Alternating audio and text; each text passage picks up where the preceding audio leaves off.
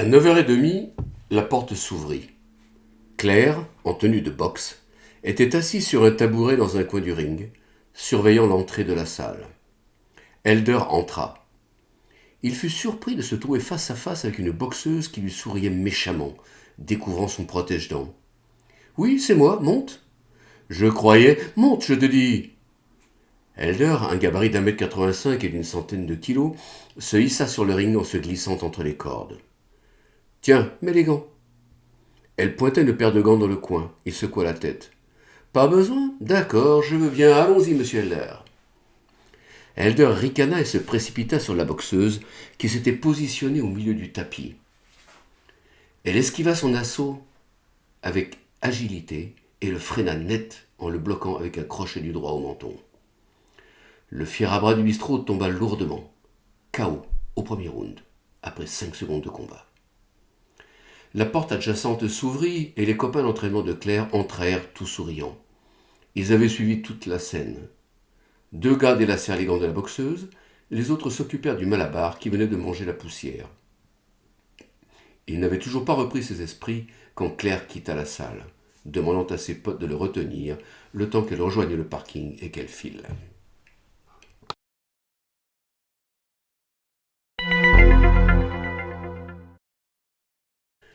Claire décida d'aller rendre visite au bistrotier du quartier de la Gare, le troquet du nom de Cinderella, où Elder l'avait aguiché.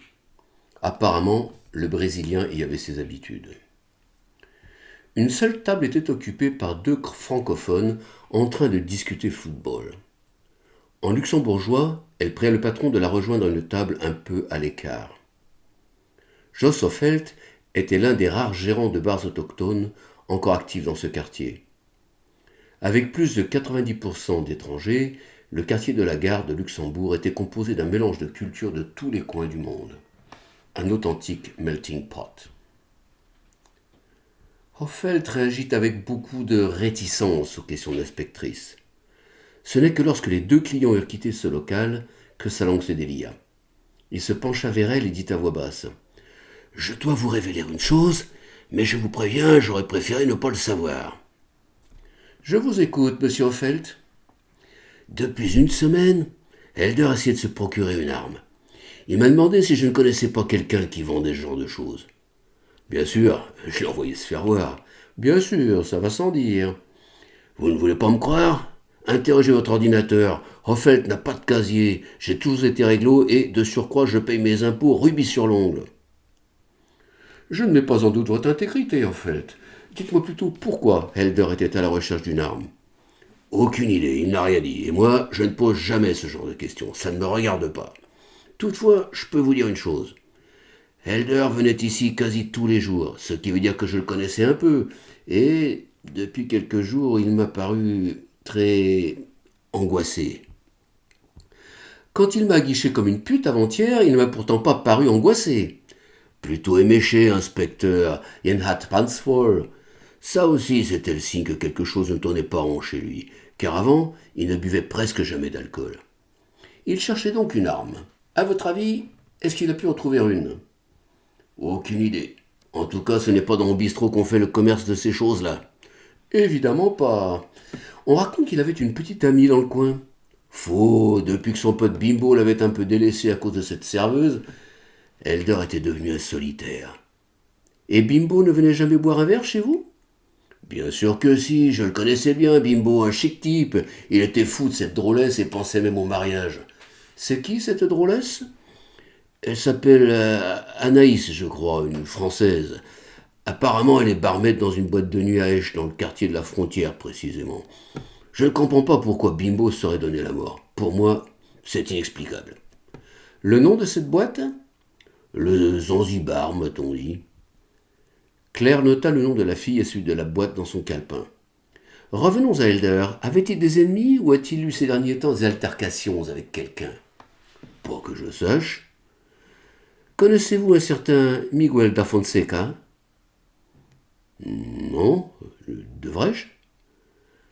L'inspectrice ne répondit pas et se leva, remercia son interlocuteur et partit.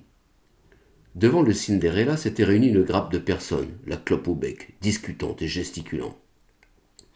Parmi eux, elle reconnut les deux types qui, quelques minutes plus tôt, étaient attablés à l'intérieur. Tout le monde se tut sur son passage.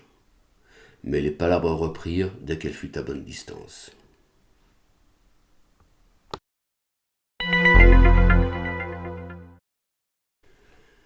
Claire sauta dans sa voiture de service et fonça en direction d'Esch-sur-Alzette.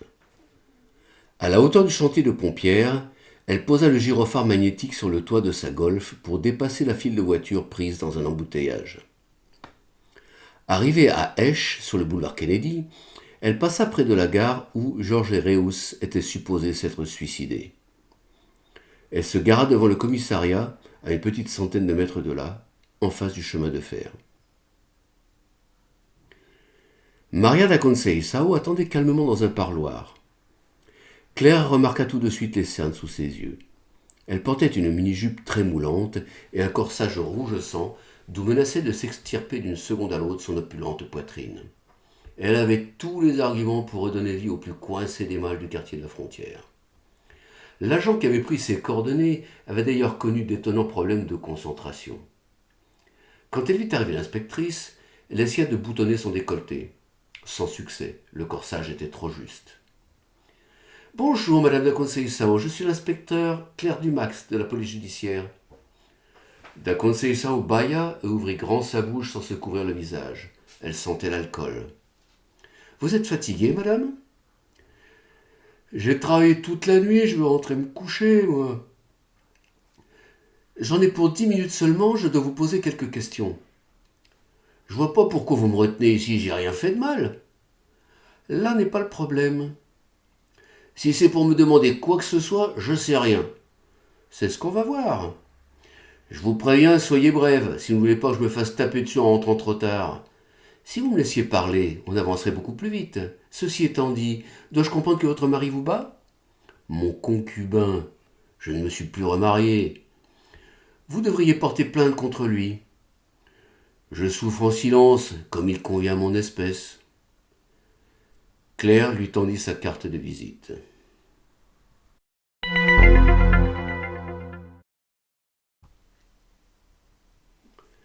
Ce soir-là, ils s'installèrent dans le lit de Claire. À peine eurent-ils commencé à bouquiner que le portable de la policière vibra. C'était la brigade de nuit. Un mort devant le château fort de La Rochette. Il fallait venir. Quand Yvon apprit qu'il était question de l'un de ses castels préférés, il sauta du lit et alla se rhabiller à son tour.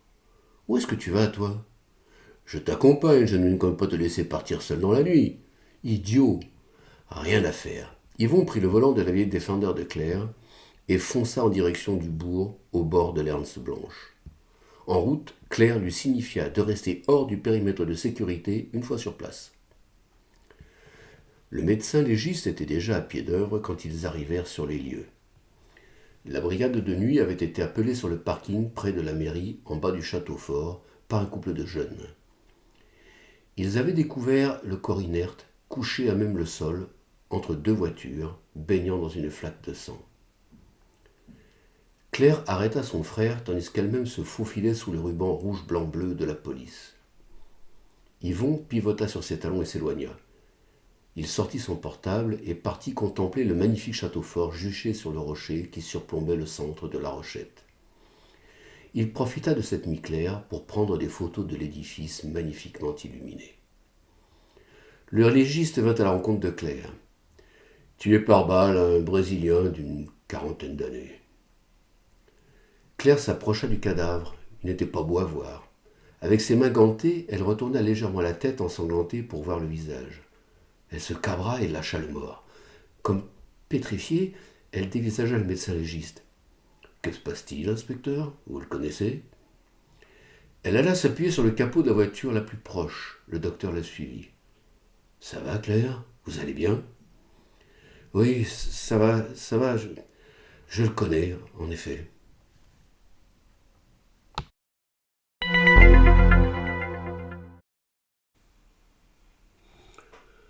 Un orage était en train de s'abattre sur le Grand-Duché quand Claire Dumax dirigea sa voiture de service en direction de La Rochette. Une déviation causée par l'un des innombrables chantiers dont regorge le Luxembourg lui fit perdre beaucoup de temps. pourvu que Jesus Gomez, le patron de la société de transport, ne quitte pas trop tôt son bureau. Il était 18 heures passées quand l'inspectrice gara sa voiture dans la cour de l'entreprise. 2 porteurs frigorifiques de 19 tonnes étaient stationnés devant les entrepôts. Claire sonna à la porte marquée bureau, et c'est une jeune femme de ménage, en chasuble verte d'une société de nettoyage, qui lui ouvrit. Os escritorios está fechados, señora. L'inspectrice présenta sa carte. Je souhaite voir le patron, monsieur Gomez. Oh, a policia, moi appelle. Elle disparut, abandonnant Claire sur le pas de la porte. Quelques instants plus tard se présenta un homme d'une 60aine d'années en costume cravate. Excusez-nous, inspecteur, les bureaux sont fermés à cette heure-ci. On n'attend plus que 2 camions qui doivent rentrer, et les premiers employés commencent à 4 heures du matin quand les chauffeurs préparent leur tournée. Il s'installa dans un petit parloir. Vous faites quel genre de transport, monsieur Gomez? Nous sommes spécialisés dans le transport d'aliments, nous possédons exclusivement des camions frigorifiques. Au Luxembourg? Un peu, oui, mais on circule surtout entre le Portugal et le Luxembourg, et bien sûr aussi entre Paris, c'est-à-dire Rungis, et ici. Parlez-moi de monsieur Cavaco de Oliveira. Ah, Elder, pauvre garçon, paix à son âme. Il était un bon chauffeur, quoique la ponctualité laissait à désirer. Comment ça? Il rentrait assez souvent avec un retard conséquent. Un retard conséquent? 2 à 3 heures de retard sur son horaire. Apparemment, il était toujours pris dans les embouteillages, plus souvent que les autres chauffeurs. Bizarre. Vous n'utilisez pas les systèmes de localisation des camions par GPS? Non, malheureusement pas jusqu'ici. On est en train d'équiper les véhicules en ce moment. Au plus tard dans 2 semaines, ce sera opérationnel.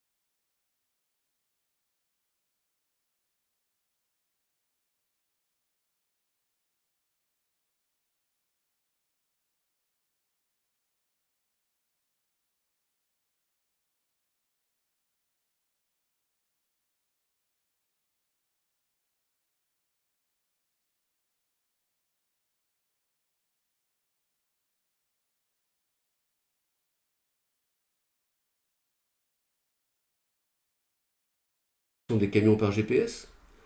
Non, malheureusement pas jusqu'ici. On est en train d'équiper les véhicules en ce moment. Au plus tard dans 2 semaines, ce sera opérationnel.